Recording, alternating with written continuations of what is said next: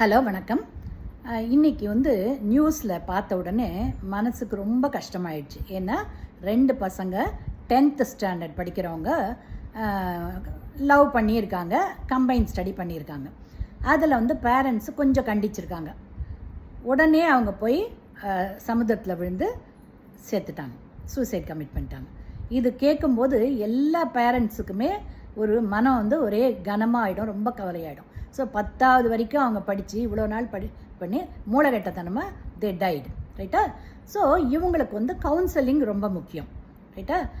இதில் advice for சில்ட்ரனுக்கும் advice இருக்குது, பேரண்ட்ஸ்க்கும் இருக்குது. அது 2 வெரைட்டியும் ஆஸ் அ டாக்டர் நான் சொல்ல போகிறேன். சில்ட்ரன் நீங்கள் படிக்கும்போது you concentrate in your studies. படிக்கிறதே எதுக்காக? ஒரு பெரிய டிகிரி வாங்கணும், அதுக்கப்புறம் ஒரு பெரிய உத்தியோகத்தில் போகணும், சம்பாதிக்கணும், லைஃப்பில் செட்டில் ஆகணும். அதுக்காக தான் உங்களை ஸ்கூலில் சேர்த்து படிக்க வைக்கிறாங்க, இல்லையா? ஸோ அது படிக்கும்போது you concentrate in your studies. அந்த ஏஜ் குரூப்பில் கொஞ்சம் அந்த ஹார்மோனல் சேஞ்சஸில் கொஞ்சம் லவ் இதெல்லாம் வரதான் செய்யும், ரைட்டா? ஆனால் அது ட்ரூ லவ் கிடையாது. அது வெறும் இன்ஃபேச்சுவேஷன், ஆப்போசிட் செக்ஸ் மேலே இருக்கிற ஒரு அட்ராக்ஷன், ரைட்டா? அது ஒரு இன்ஃபேச்சுவேஷன். இதை நீங்கள் நல்லா புரிஞ்சுக்கணும்.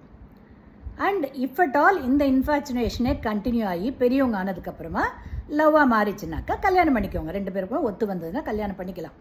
ஆனால் 10வது படிக்கும்போது நீங்கள் லவ் பண்ணுறீங்கன்னு கல்யாணம் பண்ணிக்க முடியுமா? ஃபேமிலி நடத்த முடியுமா? மோரோவர் யூ ஆர் இம்மெச்சூர், இல்லையா? அதனால் நீங்கள் ஒருத்தரோட ஒருத்தர் ஃப்ரெண்டாக இருந்துக்கோங்க. ஆனால் படிப்பில் கான்சன்ட்ரேட் பண்ணி மேல் லெவலில் வாங்க. உங்கள் ஃப்ரெண்ட்ஷிப் வேணால் கண்டினியூ பண்ணுங்கள். அண்ட் ஒரு நல்ல உத்தியோகத்தில் செட்டில் ஆனதுக்கப்புறமா பேரண்ட்ஸ் கிட்ட சொல்லி அவங்க அக்செப்டன்ஸோட நல்லபடியாக கல்யாணம் பண்ணிக்கோங்க. சப்போஸ் அந்த நேரத்துக்குள்ளே 2 பேரோட ஐடியாஸும் மாறிச்சு, அவங்களுடைய சாய்ஸ் மாறிடுச்சு, அப்போது வேறு யாரை விரும்புகிறீங்களோ இல்லை பேரண்ட்ஸ் பார்த்து வைக்கிறாங்களோ கல்யாணம் பண்ணிக்கோங்க. ஆனால் இப்போ 10வதுலேயே நீங்கள் லவ் பண்ணிட்டேன்னு சொல்லிவிட்டு வீட்டில் ஒத்துக்கலைன்னு அவ்வளோ அவசரப்பட்டு செத்து போனதுனால உங்களுடைய லைஃப்பும் வேஸ்ட்டு. உங்களை பெற்று இவ்வளோ தூரம் வளர்த்த பேரண்ட்ஸு, பிரதர்ஸு, சிஸ்டர்ஸ் எல்லாம் எவ்வளோ வேதனைப்படுவாங்க. அவங்க லைஃப் ஃபுல்லாக வேதனை. அதனால் இந்த முடிவுக்கு எந்த ஸ்டூடெண்ட்ஸும் வராதிங்க, ஓகேவா? So you concentrate on your studies and friendship இருந்ததுன்னா கண்டினியூ பண்ணிக்கிட்டே இருங்க. ஒரு லெவலுக்கு வந்ததுக்கப்புறமா you get married are you get separated. அது அந்த நேரத்தில் பார்த்துக்கலாம். But it is not the time for the marriage at 10th standard, ரைட்டா? ஸோ இதை மற்ற எல்லா ஸ்டூடெண்ட்ஸுமே இதை ஞாபகம் வச்சுக்கோங்க. ஈவன் காலேஜ் கூட வரல, ஸ்கூலில் இருக்கும்போதே இந்த மாதிரி சூசைடல் அட்டன் பண்ணுறதுல இட்ஸ் டூ மச், ரைட்டா? அதனால் எல்லா ஸ்டூடெண்ட்ஸுமே இதை கவனம் வச்சுக்கிட்டு you concentrate on your studies.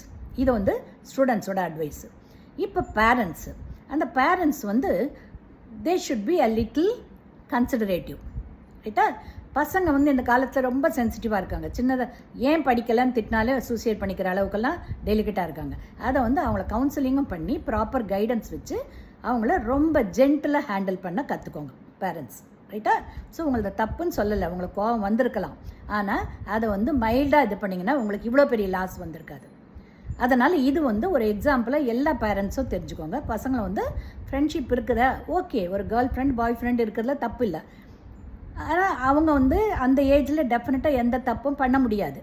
அவங்க ஒரு ஃப்ரெண்ட்லியாக பேசிக்கலாம், இல்லை ஒன்றா படிக்கலாம், தட்ஸ் ஆல். அது ஒரு இன்ஃபேச்சுவேஷன். சின்ன குழந்தைங்களுக்கு ஒரு டாய் கொடுத்து விளையாடிக்கிட்டே இருக்கும்போது அதை பிடிங்கி எடுத்து வச்சிங்கன்னா கீழே விழுந்து புரண்டு அழும். ஏன்னா அதால் அந்த சோகத்தையே தாங்க முடியாது. அதே மாதிரி தான் இந்த ஏஜ் குரூப்லேயும் அவங்கள கொஞ்சம் டெலிகேட்டாக இருக்கிறவங்கள டெலிகேட்டாக டீல் பண்ணி ஆகணும்.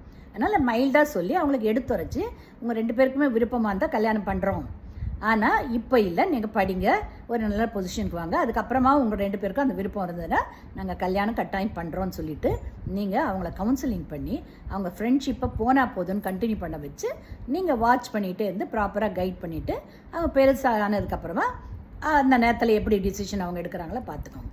This is 1. நம்பர் 2 இப்போ ரொம்ப வெல் அட்வான்ஸ் ஆகிடுச்சு, வேர்ல்டு எங்கேயோ போய்கிட்டு இருக்குது. அந்த டைமில் அந்த ஜாதி மதம் இதெல்லாம் பார்க்காதீங்க. ஃபார்வேர்டு, பேக்வேர்டு, எஸ்சி இதெல்லாம் பார்க்காதீங்க. அவங்க வாழறதுக்கு இது எதுவுமே துணை இருக்காது. அவங்க படித்த படிப்பும் சம்பாதிக்கிற இதுவும் தான் அவங்களுக்கு இருக்கும். இப்போ ஃபாரினில் போகிறவங்கள எத்தனையோ பேர் ஃபாரினர்ஸை கல்யாணம் பண்ணிக்கிறாங்க. அவங்க என்ன நம்ம ஜாதியாக மதமாக எது இருக்குது? இல்லை. ஸோ அங்கே போய்ட்டு எல்லாம் நல்லா செட்டில் ஆகிட்டு நல்லா இருக்காங்க. அப்படி இருக்கும்போது இப்போ இந்த குறுகிய மனப்பான்மை ஃபர்ஸ்ட் ஆஃப் ஆல் பேரண்ட்ஸு விட்டுருங்க, ரைட்டா? அவங்கள நல்லா படிக்க சொல்லுங்கள், அந்த கைடன்ஸ் கொடுங்க. அந்த ஃப்ரெண்ட்ஷிப்பை கண்டினியூ பண்ணுறாங்களா, ஓகே கண்டினியூ பண்ணுங்கள். நீங்கள் வந்து கைடன்ஸ்லேயே வச்சுக்கோங்க. அப்புறம் ஒரு பர்டிகுலர் ஏஜ் வந்ததுக்கப்புறமா ஜாதி மதம் இதெல்லாம் பார்த்து அவங்கள பிரிக்காதீங்க. அவங்க ரொம்ப அவங்களுக்கு இன்வால்மெண்ட் இருந்தது, அவங்க ரொம்ப இன்டிமேட்டாக லவ் பண்ணுறாங்கன்னா ஓகே முன்னே நின்று கல்யாணம் பண்ணுங்கள், அதனால் ஒன்றும் தப்பு இல்லை.